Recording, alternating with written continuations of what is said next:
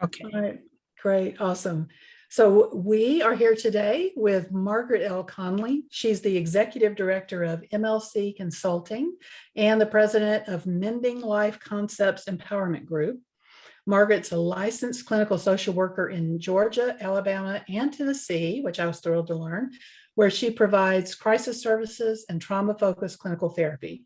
She's trained as a trauma therapist in EMDR, internal family systems, Adlerian play therapy, brain spotting. Margaret is a certified Daring Way facilitator and Lego Serious Play facilitator. She's also a certified mental health first aid instructor endorsed by the National Council for Mental Well-Being. Margaret has produced an evidence-based model, which is a clinically aligned theological method designed for use by clergy, academics, and clinicians to help lead the conversation around faith-based trauma in individual and community settings. I think I skipped something I meant to share, which is that she has her master's degree in social work from Clark Atlanta University, also Masters of Divinity from the International Theological Center. And she is the founder of Healthy and Holy Conversations, which I'm wanting to hear more about, and the producer of the Healthy and Holy Summit. And I got a chance to meet Margaret we did a training together, or participated together in the training around brain spotting and spirituality and religion and contemplative practice. And I'm excited, really grateful. It's one of those people that, you do a training with, and it's like, I've missed you since that time. I've enjoyed like the videos you do on Facebook so that I get to hear your voice and hear what you have to share. Cause I just, and so I'm happy to get to spend this time with you. And I really want to thank you for doing this. Oh, no problem. I don't mind doing it. I'm always shocked when I hear my own resume. And I'm like, oh, so sometimes I'm like, she's not talking about me. But it can lead into the conversation today. Some subcortical stuff that's just kind of sitting there. Right. And made my my flight response. I was like, let me get out of here. Like, I don't know, she's talking about me. So I'm honored to be here, though. Very, very honored to be here. Well, I so appreciate. Well, and of course, I want to invite you to share in whatever other background that you wish to share about your training, professionally, personally, whatever that led you to brain spotting, to the interest in brain spotting. Brain spotting, it's funny. And I don't know what my resume is. I'm a certified brain spotter as well, thanks to Tracy Monroy. That's like my IFS, my BSP mom. Like, she fusses at me, and then, and so she's like, you can do better. She's amazing. So, but I literally stumbled upon brain spotting. COVID 2022 stopped it in person. Yeah. I had no intentions of doing it. And it was right after my birthday. And so two of my friends called, and they said, you're not doing anything. Like, COVID shut everything down.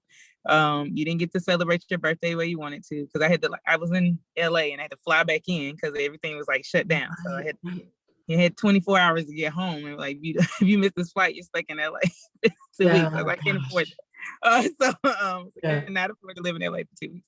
So I got home, and I was kind of sad. I'm not gonna lie. I was like, man, it's my birthday. So they're like, hey, just hop on brain spotting. And first of all, who tells people to hop on a training? And I was like, training, like, it's not not a free ride.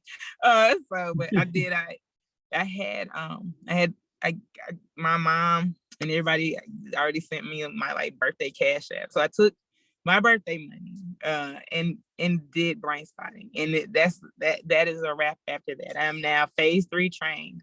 Wow. I missed phase 4 because I was in another training, but I plan on doing that. Certified, and in the fall I plan to start my CIT training with Martha Jacoby, where we met. And so I did my experience with BIPOC with John Edwards, and David Grand was a part of that experience. So it was beautiful. I did my phase 3 with David Grand. So it's been a beautiful journey. I never expected to gain another mentor in BSP and gain friends and family. So Tracy has been phenomenal. She made me get my country accent to say words. I appreciate that. And it is really something that I've paired with my other modalities that I know that has really worked with the population that I serve.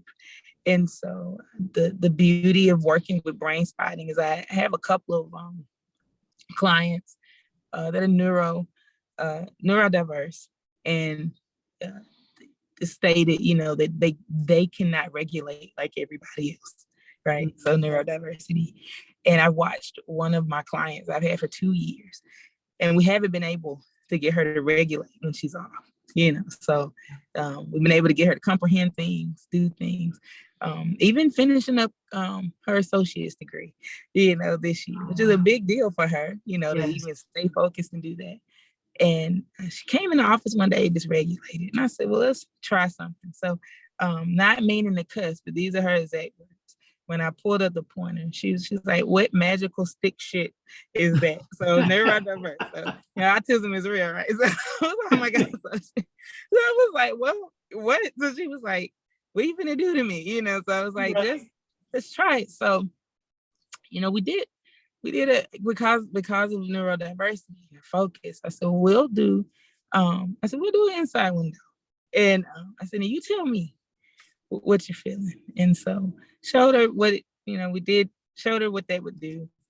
And I was astonished. I didn't know what to do. I put it on Facebook. I called Tracy because she came in so dysregulated. Mm-hmm. And she, in 45 minutes, she was able to regulate and not call out of work. And that's when I knew that Brain Spotting, that David Grand, what he did to do that, it's amazing.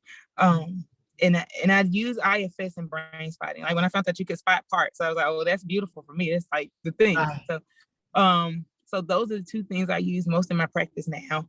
And I've watched how the connection, where you look is how you feel, is the truth. I've watched how dual attunement, to watch somebody with autism be able to dual attune is phenomenal. If anybody works with people on spectrum, neurodiversity, to watch someone with ADHD, I have ADHD, so I spot myself when I know that everything is everywhere. I stop and spot. And so I will gaze spot and literally bring myself back in so that I can focus on work. The things you can do with spotting, if there are any clinicians watching, it is worth the investment. You initially like, hey, the $800 training overall. What, no, it's worth the investment. You will literally go back for phase 2, phase 3.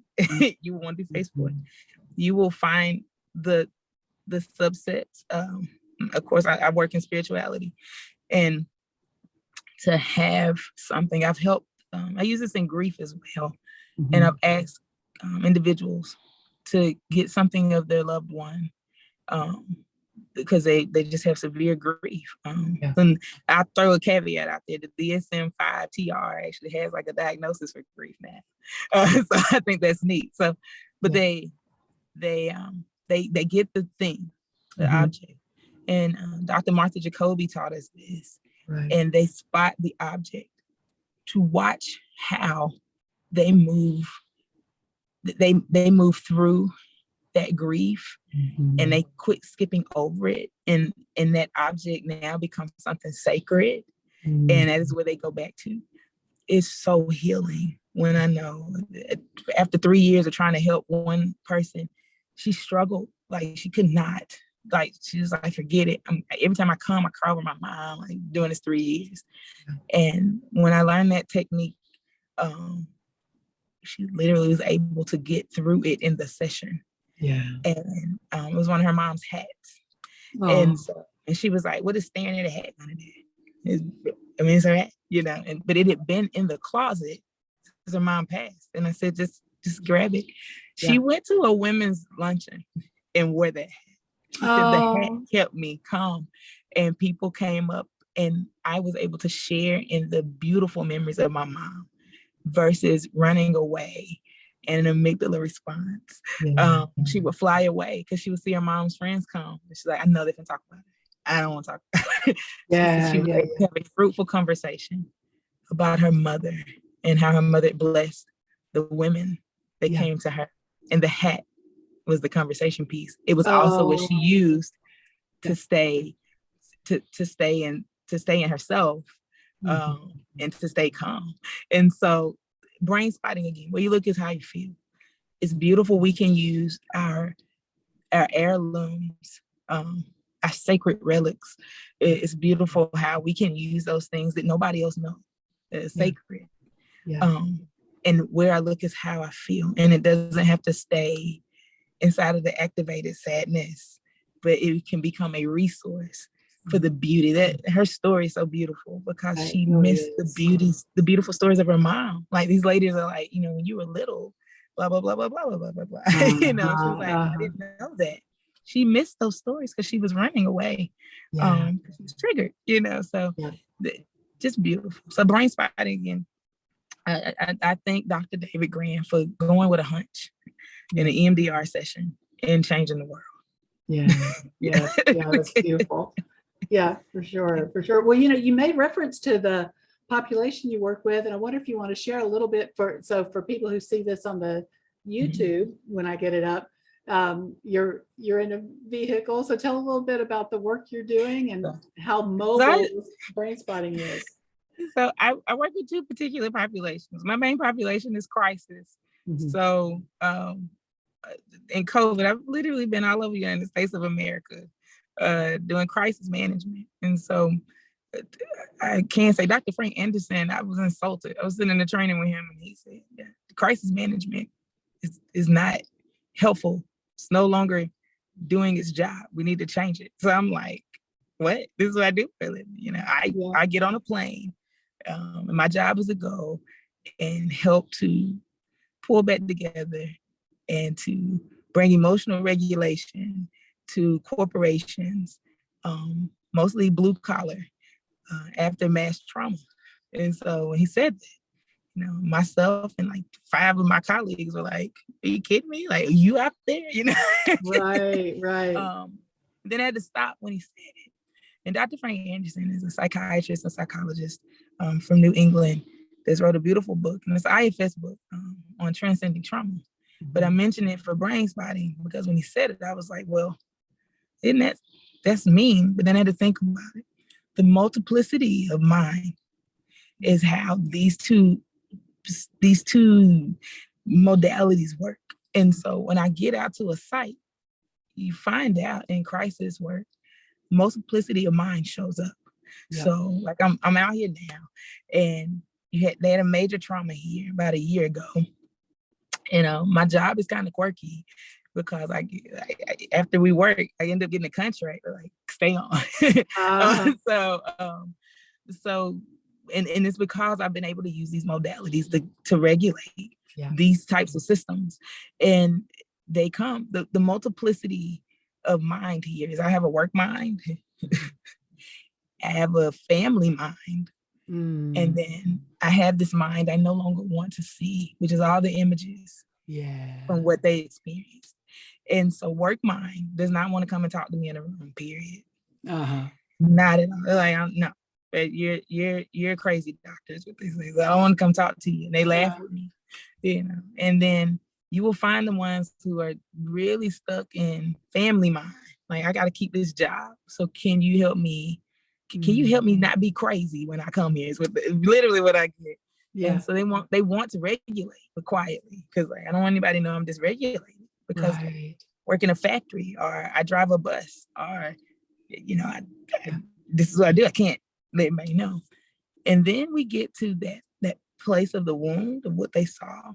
And what I do with brain spotting, it is really easy to get, and I make it sound easy, but it's really easy to train people without really knowing what they have to do to gaze. So when they work in an environment that's of assembly, guess what they're doing all day? I'm gazing, making sure that the part works. Right. And so I just tell him, I was like, well, you know what can help calm down? So that you don't go home and drink yourself to sleep, or you don't go home. And that one guy, he slept in his car after this incident happened because Oh, he didn't want to hurt his family because he couldn't get the images out.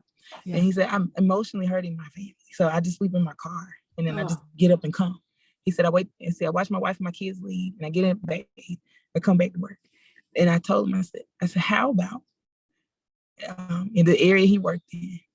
I said, anytime you start to see the images of what happened, I said, start paying attention to what you make on the part of your assembly line. Yeah. I said, and just look at it. He was like, well, that didn't work. So about 2 weeks later, he came back. He said, I don't know what that hoodoo voodoo is. He said, but I stopped.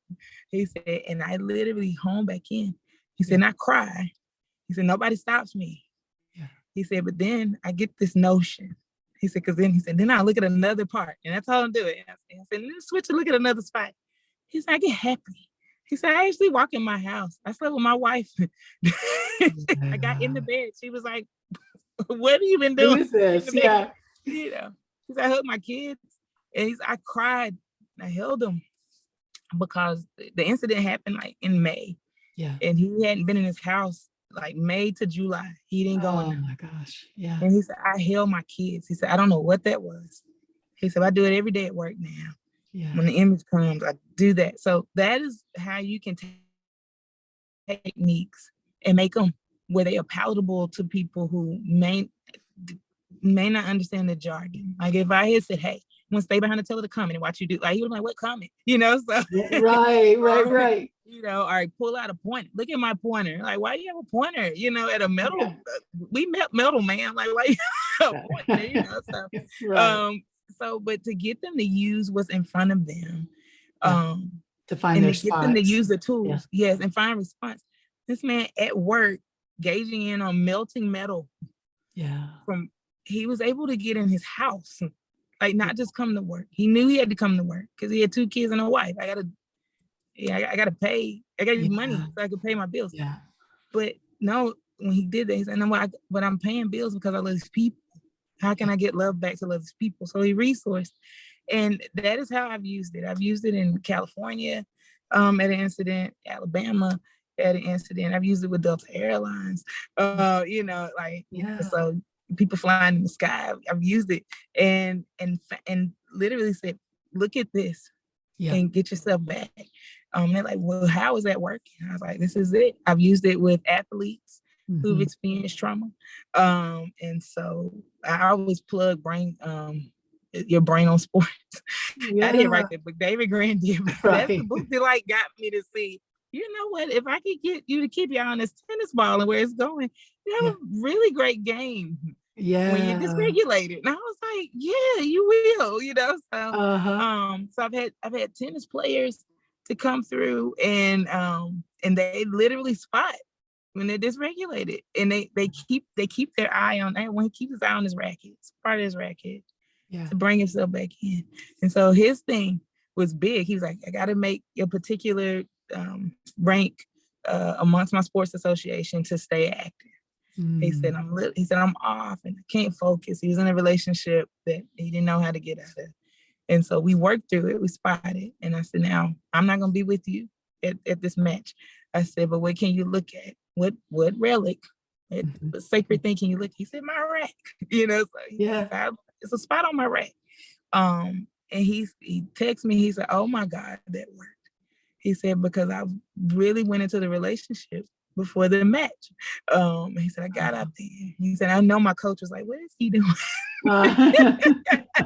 He said, before I tossed at the hit, I looked. He said, and I came down. He said, I felt my body release the weight of that relationship because I really didn't want to do the match. I wanted to call my significant other because I was angry. He said, but I had to bring myself back to where I was. He said, and then I was able to, he used term resources, and then I was able to think, I can call her tonight after this match. I need to get my job done. And so he did. He ended up ranking and staying in the particular association he was in. He got it. Cool. So, it's for me, brain spotting is what how can I get you to do this when I'm not going to be there? Because I do crisis. Yeah. And it really helps when you can teach them the fundamentals. Mhm. You don't have to come back and use the terminology as a therapist, Right. which is what Tracy's like, I got to get you to use terminology. I leave it there. She said, because you've done a beautiful job with teaching people in everyday life. Yeah. That gays, I did a lot of gay spotting, obviously, but finding the spot can show them how they feel. Yeah. So that is how I use it. And I use it with a lot of in a lot of religious spaces too. But I use it more in crisis. Yeah. And it helps people to regulate. So, it's a beautiful tool to bring people in, keep their jobs, keep their families together, and get themselves. I think my most favorite is the guy who quit sleeping in his car. Like, he said, I held my kids, and I didn't know how to let them go because I hadn't touched them in 2 months. And they're like, what's wrong with daddy? And it wasn't them, So it's beautiful work. And I, again, grateful to use it. But that is how I use it in my day-to-day work. Now, I have to ask you though, have you always been this creative? And this is, your brilliance really shows through how you utilize this and how you teach people utilize it. Have you always been this creative, or do you feel like brain spotting yourself and all these trainings has helped you access your creativity more?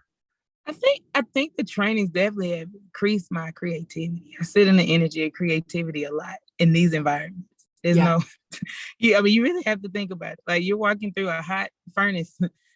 Right. Yeah. You're like, though, the HR says, you can come off the furnace and go talk to the therapist. Well, hey, everybody knows why you're going to leave the furnace. Like, there's no other, we don't leave the furnace for 8 hours. Like, everybody goes to lunch together, everybody comes back. So we know if you walk away, something's wrong. So I had to sit in the energy of creativity because this man, he doesn't want to walk away from his job, because then he comes back and everybody's like, what's wrong? That's creation of dysregulation. Because now, oh my God, I got to explain this to everybody. Yeah. So it did push me to creativity.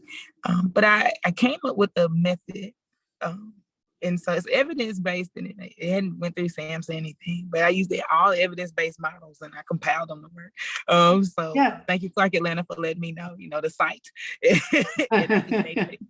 Right. And so what I did in that creativity, which now using brain spotting, has really shown me how my mind got to it.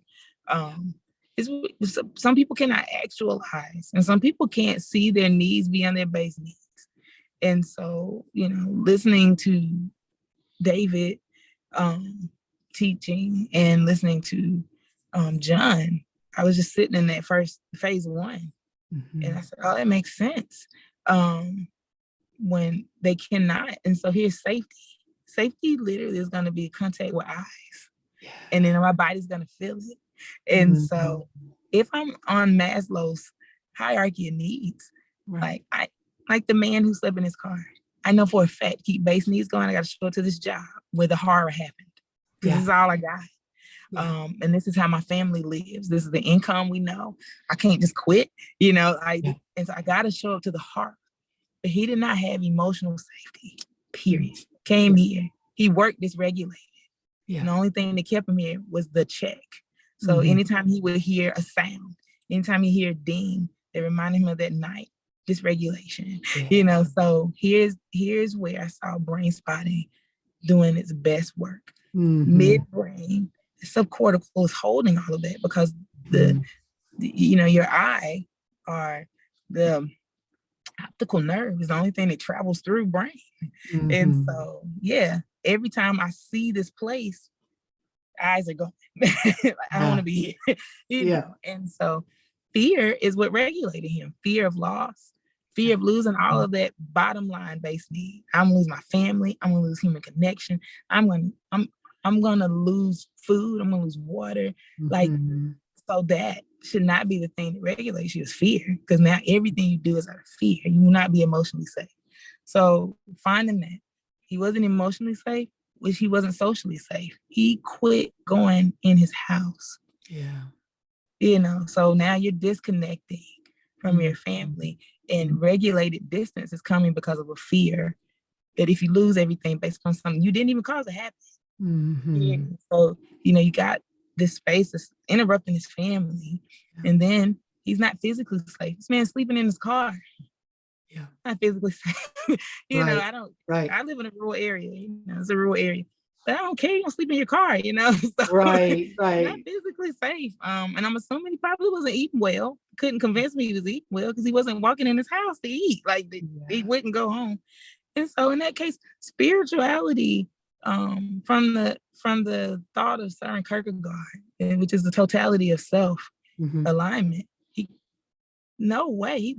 He literally lost that base and didn't realize it. He lost his people for 2 months, So when he was able to regulate through brain spotting, we watched him self-actualize. He went, through and found his safety. He knew he belonged with his family. It wasn't a job. He actually belonged. His counterparts love him, And then he was able to hold himself in regard.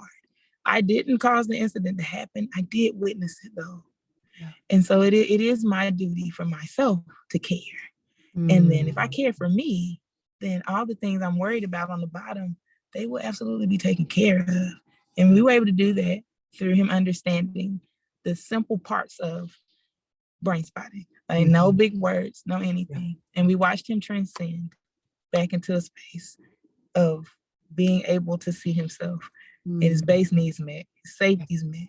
He knew he belonged and his esteem was beautiful, So that creativity, I put it on top and I said, okay, we can make this work. And he was able to release the trauma from what he got with the nerve. The building is no longer the thing that makes him fear to go do a base need. He's now like, I can come regulate. I get to the place where if I get dysregulated, I know how to move. And he keeps himself there. He goes home. Like sometimes I'll see him if I come back up and he's like, hey.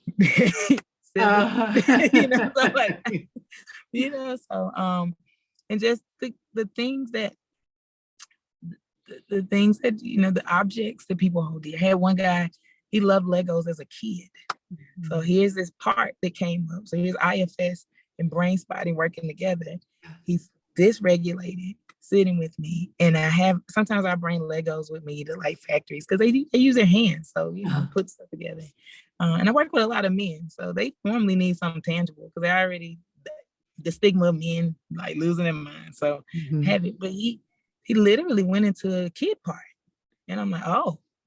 And so I said, well, hold the Legos. So I said, actually build with the Legos. Yeah. And I watched his eyes as they were moving, as they were doing rapid.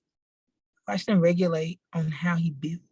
And as he built, he started to release all the pain. Wow. The pain was not the trauma of where he worked. It was actually home. Yeah. He never dealt with the grief of the individual. And then his home, the external spaces were not regulated because the person passed away. Yeah. Nobody in the home would deal with the grief. And so his job was actually an escape. But because the part of him, IFS, this part of him that was a protector, it's like a little kid, protecting a little kid. It was a younger part. Yeah. It thought it was protecting him coming to work. He was messing up at work. He was killing it. Like you got to get some help because you're fouling up like thousands of dollars stuff because you won't listen. Yeah. And so we watched him regulate with brain spotting, and then we were able to move into working with that protector after we spotted that protector and found that protector was protecting even a younger part that the person who died rescued. This is his grandparents. And so that young part was scared. Like, they're gone. What are we going to do? So there's a 30-year-old man sitting in front of me. There's like a 12-year-old protector. Yeah. He's like, what are we doing? He said, I think I'm 12. He said, I love those. They're like a 6-year-old exile, a 6-year-old wound that was, it was gone. It was like, we lost somebody. I know this person is gone. And we were able to bring him into regulation. So he'll walk by me too if I go to that place. And he'll be like, I don't know what that was, but man, like, thank you. He said, I'm going to come see you, so on my break, and he'll stop by and wait.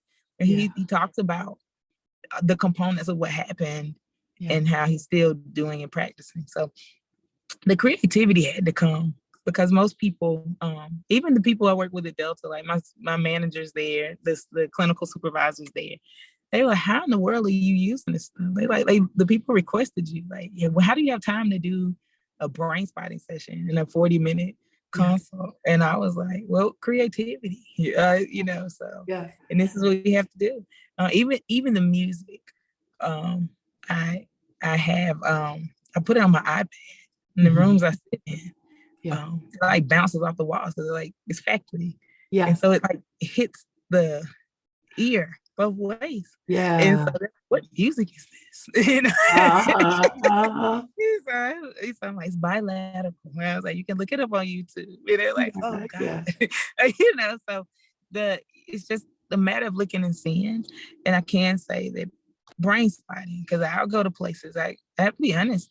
As people are watching. Yeah. You go to a site where 4 people were murdered.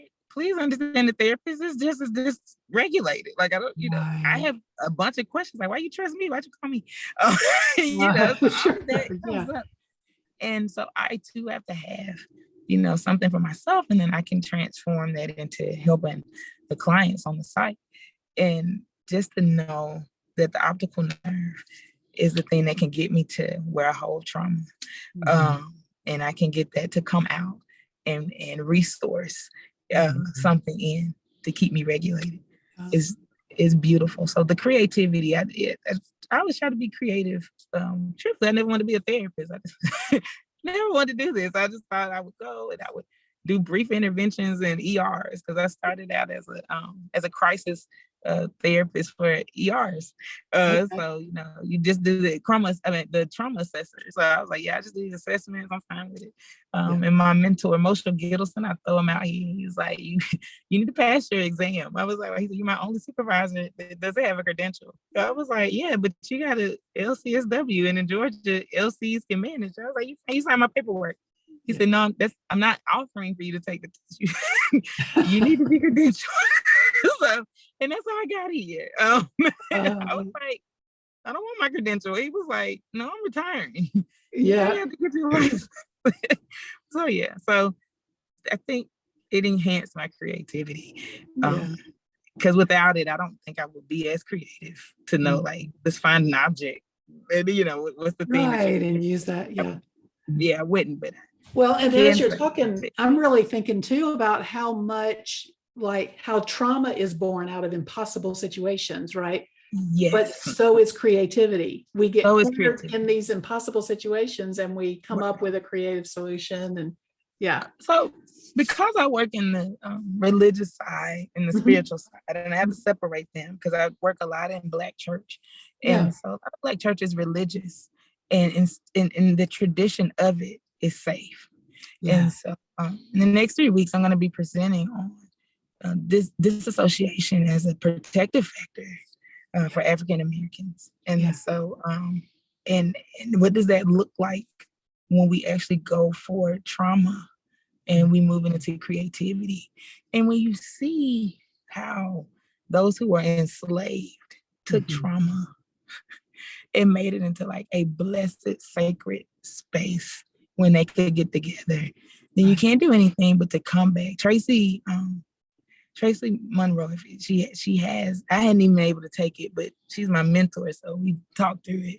I haven't been able to take her brain spotting course, but I know it's the intersectionality, social justice. So she talks about that intersectionality in that training. I recommend it to anybody take that training. She talks about a concept from Kelly Crenshaw. I want to say, I know Crenshaw is the last name, intersectionality. And it looks at, like, in my understanding, like a big thing intersecting into something that is in the margins. And so look at it. Enslavement was a mass producer of everything. Like, it was economics, so was it horrific and tragic and disgusting? Absolutely. Interrupted humanity. It just horrible, right? But the big picture was economics. And so here's a big thing into this marginalized space of hurting a section of humanity.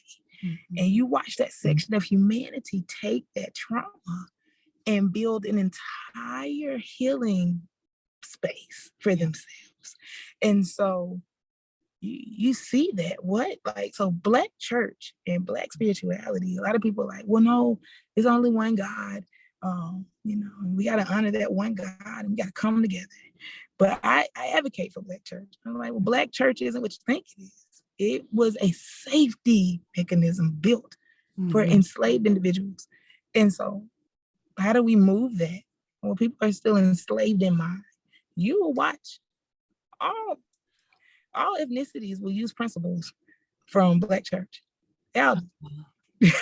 So yeah. Henry Love Welchel said it best. He's the Black church is the only place where you can find safety for all. And we said that in class one day. I said, that's not true. Then I had to go and look. And I said, oh my God, yeah, it is. and it's not the concept of Jesus per se, which is very important, absolutely. But it's the concept of God is love. I'm gonna take you in. And so though you slay me, yet will I trust you. As Job said it. I'm gonna take you in. I'm gonna love you through it. I'm gonna love you through it. So I find that too with brain spotting. Like, you know what? You come to me dysregulated, you're going ham on me. Right. Right. But if I can get you to look, which is literally what the enslaved people did. Like, if I can get you to look, and connect. Yeah. If I can get you to dually attune with mind and body and see what's happening and watch how the more your mind regulates, your body will come in tune with itself. Oh my God. Like the movement of it. That is how I think this is something that could heal the world if we just give it a chance. And just saying it from looking at that enslaved space, as I present on disassociation is not healthy. And we want to say it's healthy. I used to argue and be like, you want me to leave the room. Let me cuss you out. Right. Yeah. I'm mad. You don't want me staying here. You don't want me to stay here, But then I realized how much of life do I miss when I disassociate? How much do I miss that my eye gate can have? They can be a resource. They can be pleasant. They can regulate me. How much do I miss? And so how do I bring that in and let that disassociation realize I don't want to leave the room? And brain spotting is a tool that allows that to happen. I want to let my amygdala know I don't want to fly today. I actually want to sit here. And I want to know why my body is responding to this. And so I don't want to leave. I don't want to become so flooded that I'm not present. Yeah. But I actually want to be so present that I can transcend past it. Yeah. And that is how I see brain spotting helping us go from activation to resourcing. It's beautiful. Well, and don't you find that brain spotting really helps that sense of strengthening that sense of that adult self that can reassure those younger parts, like, hey, you don't have to work so hard. I will keep us safe. I will. And I promise I always end up using brain spotting when I'm working with teenagers. Yeah. And we're doing IFS, and teenagers literally will gaze. And I thought, I was like, well, maybe it's just Black kids, to be honest. But then I had white kids. And I was like, oh no, kids just look somewhere else. Yeah. I was like, oh, yeah, you don't want to look at me. Yeah. Because you think I'm a bad guy. So I just was with a 13-year-old girl yesterday, and I actually see her mom. She's so dysregulated because of a traumatic event that happened. I said, well, can she come to your session? Mom said, okay. So mom is going ham on her. And I'm trying to help mom regulate.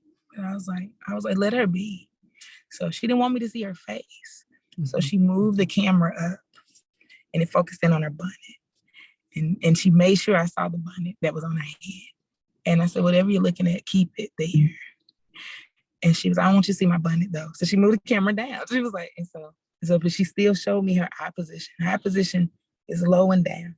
Yeah. And I said, check in on that part that you're looking at. And just check in. Yeah. And I said, how are you feeling this? And I mean, literally, I didn't say suds. I said, how are you feeling this and how bad is it? It's a 13-year-old. I was like, what's your suds level? She said, well, it sucks. She said, I feel it all over my body. And I'm tired of feeling it. She said, it's so massive, it's overtaking me. Well, that's a such level of 10. Right. Right.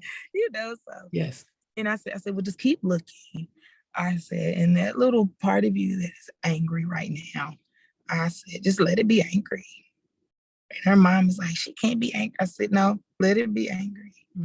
And so I said, what is it? I said, do you have a relationship with your mom? Because she just moved in with her mom. They had a time where they were apart. Yeah. And she was like, well, yeah. I mean, she birthed me, didn't she? And I said, okay. So I said, well, what? I said, ask it anger. What else you need from her? And tears, silence, nothing there, kept staring.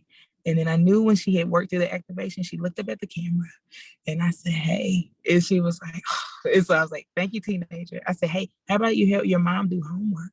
I said, the homework is that you and your mom get to find out what y'all have in common. She's like, oh, okay. And then, but she looked me in my eye. Yes. Yeah. And I said, you ready to leave? And she was like, yes. And so when she got up, she mumbled something. But she knew it was safe to mumble it. And I looked at her mom and she was like, wow. I said, now you come back into your session. I said, check in on your body. Yeah, right. And I could ask mom about her. I said, how stressful was the interaction with your daughter? She was like an 8. She said, because I want to go get her. Because she mumbled. I said, you missed just what happened though. Your daughter doesn't know you. Y'all literally just started living together 6 months ago. Right. Yeah. The only thing she said about knowing you is you birthed her. I said, you just missed the whole moment. So I'm trying to regulate you so you can see it. And we did. We regulated mom. And she was like, oh my God, my kid. Yeah. And I don't know her either. I said, so here's your boom. Yeah. And so to be able to move in between that her part that was angry, rightfully so for what happened to her. Yeah. And get her to focus in and then come back and look me in my eye. I didn't care if it was stank eyes, a kid. Right. All stank eyes. But you know what? I was able to resource with you and stank eyes because I'm watching, the position. And you agreed to do something. Hey, you felt like you had power. So here's this misbehavior being redirected. Right. Because I just told you to guide your mom's homework assignment. Oh, yeah. Brilliant. And so it's how to do that. And so to watch how that works, absolutely how it guides that part. For that 13-year-old, God is a part. So powerful. Yeah. Well, I wonder if you will share more about, because, of course, here I am in Mississippi and, evangelizing about brain spotting all the time and wanting people to get trained and stuff. And, not just therapists, but I would love to see, like I'm on certain Facebook groups that have other clergy and ministers of different traditions on there. And, to help them understand, like, in a ministerial role, how might somebody make use of it? I mean, grief maybe is an obvious one. Yeah. So I separated it for a reason. Religious traditions are your faith traditions. Mm-hmm. We always, for a Black church, like mental health is a stigma. Mm-hmm. Candace Bimbo just wrote a book. It's called Red Lipstick Theology. Mm-hmm. And so you would think that this is big, but she has a chapter where she talks about the stigma. She's been in therapy since she was a kid, but she talked about why it was a stigma for Black church. And she said, traditionally, you don't find Black therapists that have the ability to hear, listen to what you have to say, and then give you healing steps. So I was like, she's so correct. So, my plug for Black church is that this is really important because it has healing steps. Mm. BSP is beyond cognitive behavioral. Mm-hmm. I want to say every pastor in America, Black or white, whatever, y'all do cognitive behavioral therapy in your pulpit every week. You do most of the talking. You get people to change their behavior because you're changing the thought. Mm-hmm. And so you're changing their emotion. It's emotionalism. You do it every week. And then they pay their taxes, pay their money, and they go home. Guess what happens? They immediately become dysregulated because we didn't do anything for healing steps. Yeah.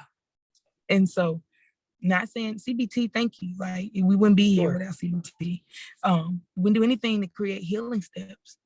We just made them really happy. But they're going to go back to the same mess, Right. So for religion, what are healing steps? I remind people, especially I know more about Christianity.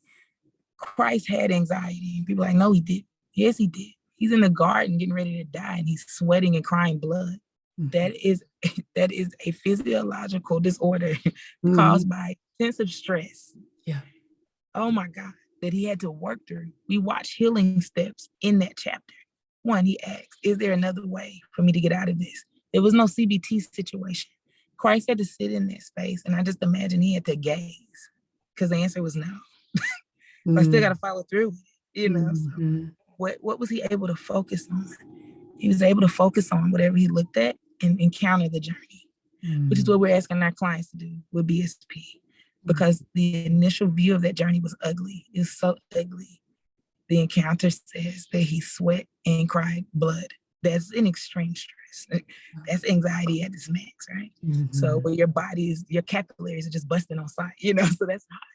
Yeah. But we found that he regulated in that text. And I use this with clergy when I'm explaining. Yeah. Whatever he had to keep his gaze on regulated him so that we find it's not my will, but your will. And we watch that walk. And I mentioned this on purpose. It's Lenten season. People are traveling their walks and doing it. Yeah. He walked that walk and nothing positive happened, but his mindset had healing steps. He still got beat with a cat on nine. If nobody knows what that is, you're from Mississippi, I'm from Georgia. Some of my northerns might not know about a cat on nine. Go look it up. Yeah, beat with that. Is that real? You know, so it's ripping his skin. The crown of thorns isn't pleasant. It ripped his head. I mean, it's thorns. And he's carrying something that's not carried. It's heavy. Yeah. Where someone in the crowd had to come and help him. You know, I mean, what happened, the trauma that was going to happen didn't change. But the healing steps that started helped him resource what was going to happen next. And we watch Christ, even his language change in those 7 last statements. So I use that with church, Black, white. And I've helped so many pastors see that. It is okay for you to be sitting here suffering in front of me. The goal is to see the suffering, manage the subcortical trauma that you've had. Yeah. Let's do that. Let's get that amygdala under control. Let's get the thalamus. Thalamus is dysregulated everywhere. It's going on. So like, you know, and there's some trauma there. Yeah. See, can we bring that in? And then resource why you're really in this. Let's resource it. So that you don't yell and scream at your congregation, but now you can see what they need too. For spirituality, we miss it when we miss the art of meditation. And I know some of your practice, I remember you telling me, we miss the art of meditation. We screw it up. So when people I know like you and Daphne Fatter is one, Dick Swartz, of course, and David Grant, and those who like meditate, y'all get it. Like, I gotta sit here and see me. People are afraid to meditate, like terrified, because if I really do it right, I look at myself. No, I don't want to do it. So in spirituality, I really got to see me. I'm going to have to see me in my parts. I might have to see the stuff come up. But again, where I look is how I feel. So even behind the eyelid, I'm looking at this in moving position. And I'm going to end up resourcing where it comes. I'm going to move it, right? So in spirituality, I invite all my spiritualist people to come. I have a few people who practice African spirituality. So in that, they have space to pray to ancestors. There's where that sacred relic is. And I'm like, what is it that you put on the altar where you pray to your ancestor? What do you need to keep in your pocket off the altar so that you can do that? Regulate some every time. You know, like, what did you just do? Like, I'm never taking anything out my altar. I put it in my pocket though now. Thank you. So here's spirituality moving. It isn't, because dual attunement is saying mind, body. I feel like it could be a possible triple or quadruple attunement, because mind, body, and soul. Mind, body, soul, spirit.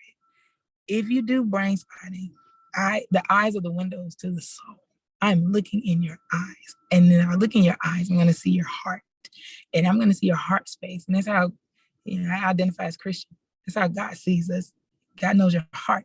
So if that's the case, then if I'm dually attuned per science, if I got my mind and my body together, then I'm going to bring those other two spaces into attunement to just my soul and my spirit. What does that look like if we actually do it? That's liberation way beyond anything I've seen on paper. And we are able to embrace multiplicity of mind because we can get body, mind, soul, spirit, and they can be free in this individual. So that is why I see this work spiritually. And I see this work, the neuro work is a spiritual practice itself. I know all of them are trying right now to prove, BSP is spiritual, life is spiritual, EMDR is spiritual. But working with your eye gate is just spiritual. Yeah. It's a spiritual practice. That's right. Because that's what I see. And what I see is what I'm taking in. Literally spiritual. It's the totality of myself. And so even for my people who are differently able, because people are like, well, can you do this with someone who was blind? That was in my face, man. And so I loved John's response. He was like, the optical nerve is a nerve. Then that's how he linked it. Yeah. So the person was like, well, they can't see. He said, because something's wrong with the pupil of the retina. He said, but that nerve is still functioning. And when I said, you are so right. And so the optical nerve is still functioning. It's a nerve. So I'm feeling nerves are connected to each other. And if nerves are connected to each other, guess what? I'm going to see an image of what I feel. It's connected. And that, for me, makes it so spiritual. And it proves to me we can bring those 3 to 4 components together and we can have a triple, a quadruple attunement. It doesn't have to just be dual.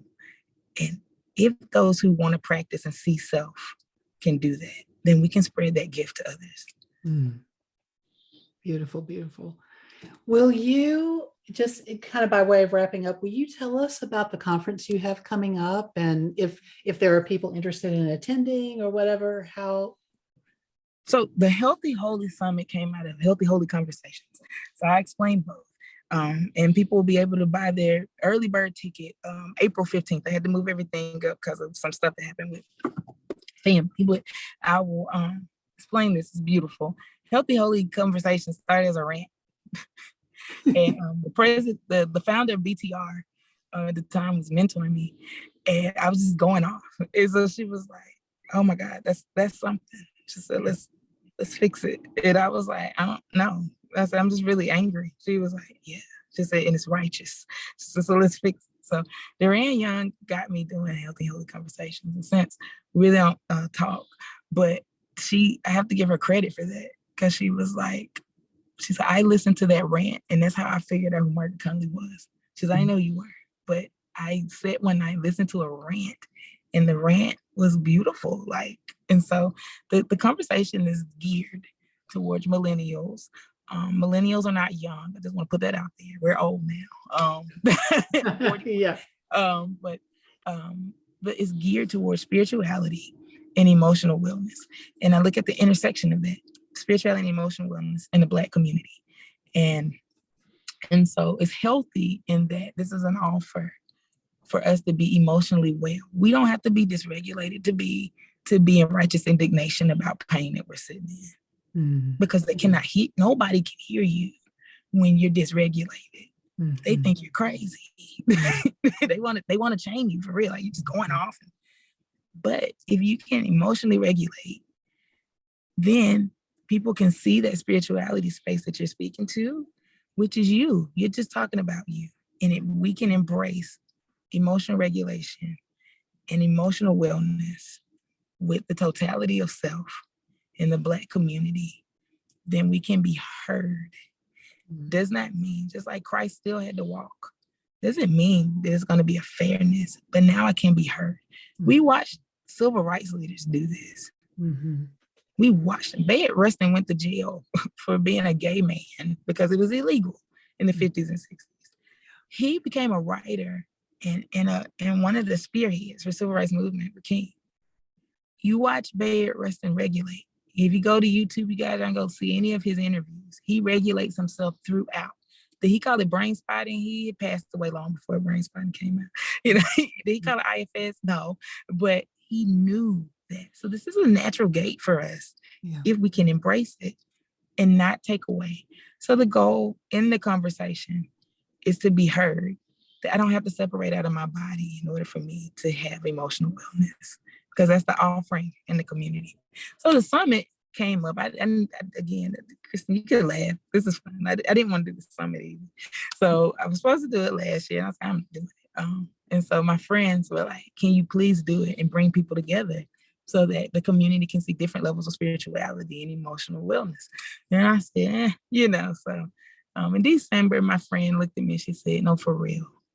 She said, so many people ask me, would you do it? They don't want to ask you because they know you don't want to do it.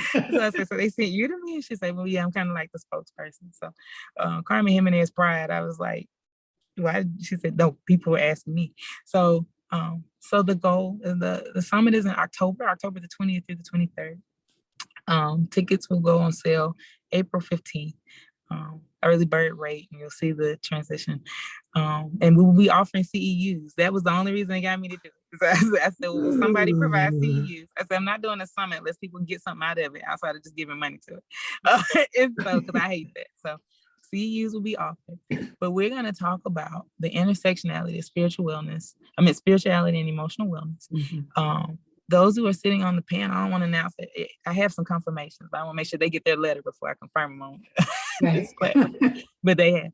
But we're going to talk about emotional wellness at the intersection of grief and spiritual space. We're going to be talking about ancestral medicine in the space of emotional wellness. We will have a fireside chat with somebody who's dear to me. I've known him since my seminary journey. Who talks about emotional wellness and evangelical Christianity, and that has failed not only Black people, but it has failed the world and Westernized thought. And I love him. I plug his book, Christians Against Christianity. You want to go get that? The book is amazing. And so that's just pieces of what we'll be talking about. And then we'll be talking about, for therapists, we'll be talking about using spiritual text and context. I'm very excited about the person who will be the keynote for that and the conversation we will have, because I find that therapists, we don't use sacred text and context because we never learn how to do it. And so I loathe it with a passion is when I hear therapists tell someone, be anxious for nothing. Oh, I hate it. I'm like, that is not what that means. Like, anxiety is a natural thing. Stress is necessary for me to get stuff done. Do not tell people that. So, and so I've created a worksheet for people for stress off of Philippians 4. And I give it to my clients. They're like, thank you so much for giving me permission to have stress, but to ask questions behind it. And if the stress is good and pure and holy in the context of what I need, then this is good stress. And I need to ask God for what I need. And that way peace will come over the stress. I say, yeah. I say, oh my, you're in a body, I have stress. Don't listen. So, and I have some therapists, they'll call me. I do like conversations. I probably need to turn it into a training. Actually, I am. I turned it into a training. Training's in August. But it's Context Matters is a training. And I'll make sure you get that information. But to talk about that, because again, the Healthy and Holy Conversation was a rant. It is talked about all of this stuff that has broken into so many things. And I have therapists that'll be like, how do you get this to match what the people need? And I said, well, you have to study. It isn't just how the text makes you feel. Right. What's the context for your client? And there's a lot of deliverance in the context. If I have a client that is Muslim, I have a Quran sitting there and I go through, because I know they're going to use that spiritual text. Because again, I literally believe in a triple, quadruple atonement. They're going to come in with their faith tradition heavy on their heart, along with the issue. That's going to be a part of the presenting problem. Yeah. And so I need to be ready for that. That's beautiful. I know one of the most fun things, I used to get to do some work in a residential trauma treatment center, where I got to install a pretty fleshed out mindfulness program.